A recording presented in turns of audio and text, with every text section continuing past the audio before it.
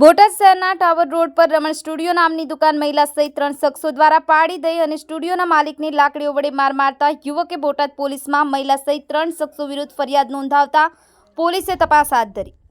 બોટાદ શહેરના પાડિયાદ રોડ પર રહેતા દર્શન વિજયભાઈ પાટડિયા કે જેઓ બોટાદના ટાવર રોડ પર રમણ સ્ટુડિયો નામની દુકાન ધરાવે છે। દર્શન પાટડિયાના પિતાએ 65 વર્ષ પહેલા આ દુકાન ભાડાથી રાખેલ અને આ દુકાનમાં રમણ સ્ટુડિયો ચલાવે છે। ત્યારે દર્શન પાટડિયા તેના ભાઈની સાથે સ્ટુડિયો પર જતા ત્યાં જીવનભાઈ રબારી, હિતેશભાઈ ગોરેચા, ભગવતીબેન ડગલી દ્વારા દુકાન પાડવાની કામગીરી કરતા હતા, જેથી દર્શન પાટડિયાએ તેઓને ના પાડતા ત્રણેય શખ્સો ઉશ્કેરાઈ જઈ અને દર્શન પાટડિયા અને તેના ભાઈને બીભત્સ શબ્દો બોલી લાકડીથી માર મારેલ અને દુકાન પાડવાની કામગીરી શરૂ રાખેલ। દર્શન પાટડિયાને ઈજાઓ થતાં તેણે બોટાદની સોનાવાલા હોસ્પિટલમાં સારવાર મેળવી અને બોટાદ પોલીસ મથકે ત્રણેય શખ્સો વિરુદ્ધ ફરિયાદ નોંધાવતા બોટાદ પોલીસે જીવનભાઈ રબારી, હિતેશભાઈ ગોરેચા અને ભગવતીબેન ડગલી વિરુદ્ધ કલમ 323, 504, 506(2), 114 મુજબ ગુનો નોંધી બોટાદ પોલીસે તપાસ હાથ ધરી। સમગ્ર ઘટનાને લઈને ભોગ બનનાર દર્શન વિજયભાઈ પાટડિયાએ મીડિયાને માહિતી આપી હતી। Bureau report, news 9 Gujarati, Botad. મારું નામ દર્શ વિજયભાઈ પાટડિયા। અમે પોલીસ સ્ટેશનમાં ફરિયાદ એટલા માટે દાખલ કરી છે કે છેલ્લા 65 થી 66 વર્ષ જૂની અમારે ટાવર રોડ ઉપર રમણ સ્ટુડિયોના નામની ધંધાકીય પેઢી ચાલે છે।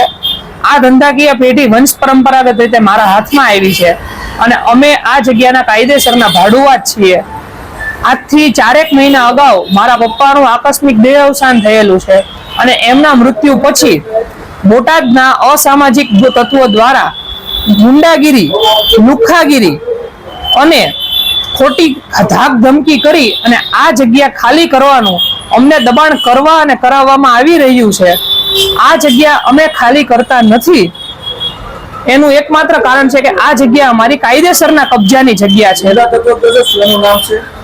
જે ગુંડા તત્વો મારી પાસે આવતા હતા એનું નામ છે જીવણભાઈ લખમસિંહભાઈ ચૌહાણ, એમનું રહેઠાણ સેથલીમાં છે અને એ આવીને એમ કહેતા હતા કે હું જીવણ રબારી ઉર્ફે ડોન છું, હું બોટાદ ગામનો ડોન છું, આ ગામમાં જે મિલકત ઉપર હું હાથ મૂકું એ બધી મિલકત મારી થઈ જાય, માટે જો હાડકા હાજા રાખવા હોય અને તમારે બંને ભાઈએ જીવતા રહેવું હોય તો આ દુકાનો ખાલી કરીને જતા રહેજો, નહીતર સારા વાટ નહીં દે।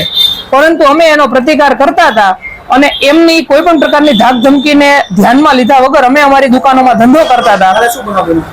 એ બધું 2 મહિના સુધી અમે સહન કર્યું। પછી અમે કોર્ટમાં એમના વિરુદ્ધ દાવો દાખલ કરેલો છે।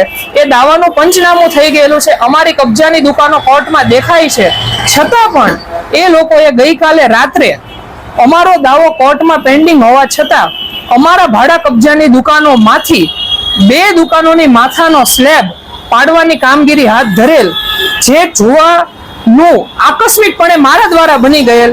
રાત્રે જમ્યા બાદ હું આટો મારવા મારા મોટરસાયકલ ઉપર નીકળેલ, ત્યારે અમે જોયું, ત્યાર પછી મેં એમને અટકાવવાનો પ્રયત્ન કર્યો તો એ લોકોએ મને હડસેલો, જેને લીધે મારા શરીર ઉપર ઘણી બધી જગ્યાએ લોહીના છાંટાઓ ઉપસી ગયા અને ઘાના નિશાન છે। મને લાકડીઓથી માર્યો। પોલીસ ફરિયાદ કરી છે કે કેમ? ત્યાર પછી હું પોલીસ સ્ટેશન ગયો, મેં પોલીસ ફરિયાદ કરી। હું પોલીસ ફરિયાદ કરવા ગયો, કેટલા લોકો વિરુદ્ધ પોલીસ ફરિયાદ કરી? એ સમય દરમિયાન મારા ભાઈને પણ અહીંયા મારે લાકડીઓથી, નખથી અને અન્ય હથિયારોથી। આ બધી ઘટના બની પછી મેં પોલીસ ફરિયાદ દાખલ કરી, જેમાં આ બિલ્ડિંગના માલિક ન્યાલચંદભાઈ મલુકચંદભાઈ ડગલી ના દીકરી અને તેમના અન્ય વારસદારોના કુલ મુખત્યાર એવા ભગવતીબેન ન્યાલચંદ ડગલી વિરુદ્ધ મેં ફરિયાદ દાખલ કરી। એ ઉપરાંત મને જેમના દ્વારા ગઈકાલે ધાક ધમકી મળેલ અને અન્ય મહાબેન સમાણી ગાળો મળેલ તે હિતેશભાઈ જગજીવનદાસ ગોરેચા અને જીવણભાઈ લખમસિંહભાઈ ચૌહાણ ઉર્ફે જીવન ડોન, આ બંને વિરુદ્ધ મેં ફરિયાદ નોંધાવી છે અને હું ન્યાયતંત્ર પાસે ન્યાયની અપેક્ષા રાખું છું અને મને પૂરેપૂરી ખાતરી છે કે 3 શખ્સો વિરુદ્ધ ભગવતીબેન ન્યાલચંદ ડગલી, હિતેશ જગજીવનદાસ ગોરેચા અને જીવન લખમસિંહભાઈ રબારી। અને આ ઉપરાંત મને પૂરેપૂરી ખાતરી છે કે આ આખી ઘટનાનો મુખ્ય સૂત્રધાર મૂળ બોટાદનો રહેવાસી, અત્યારે સુરતમાં રહેતો, સુરતનો અગ્રણી અને નામચીન બિલ્ડર અને કુખ્યાતમાં કુખ્યાત ગુંડો અને બોટાદની જીવદયાને લગતી એક સંસ્થાનો વડો બની બેઠેલો માણસ, એના પોતાના ઈશારે આ બધી ઘટનાઓ બને છે। એનું નામ મારે અત્યારે જાહેરમાં દેવાનું નથી, એ સમજી જશે કે એનું નામ શું છે।